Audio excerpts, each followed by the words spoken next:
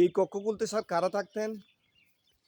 এখানে বিদ্যা পিপাসু, জ্ঞান পিপাসু হুম। ছাত্ররা থাকতেন। শুধু ভিয়েতনাম, চীন, কম্বোডিয়া, লাওস, তিব্বত থেকে এখানে এসে তারা বিদ্যা অর্জন বাহ। করতে।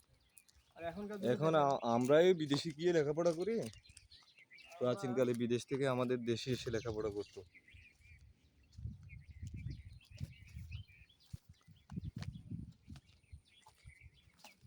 রান্না বান্না করছি পিকনিকে এসে। হুম। পিকনিকে এসে কি রান্না করছে? এখানে মনে হয় কেউ ভেষজ ধূমপান করেছে। ভেষজ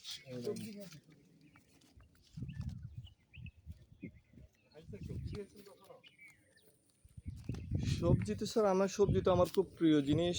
আমি তো ভাতের চেয়ে তরকারি বেশি খাই। শীতের সবজিগুলো এটা স্বাস্থ্যের জন্য ভালো স্যার। আপনি সবজি বুঝেন নাই? হাই স্যার নাম জানো? বাহ, অনেক সুন্দর। বাহ, এখানে মনে হয় বুদ্ধিস্ট মঙ্ক যারা ছিল তারা থাকতো।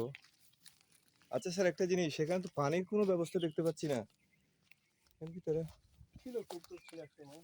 আতাহত ছিল ঋষি মুনি, তারা তো সন্ন্যাসী টাইপের। তাদের ক্লাস ছিল মানে এক কোথায় তারা থাকতো না, পকেট ছিল না, পকেট ছিল না। এখন কুমিল্লায় কি বুদ্ধিস্ট কি পরিমাণ আছে স্যার, আপনি জানেন?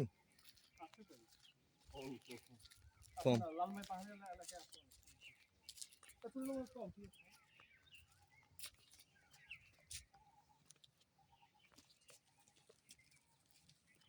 দেওয়ার সময় আপনি বলেন নাই? হুম।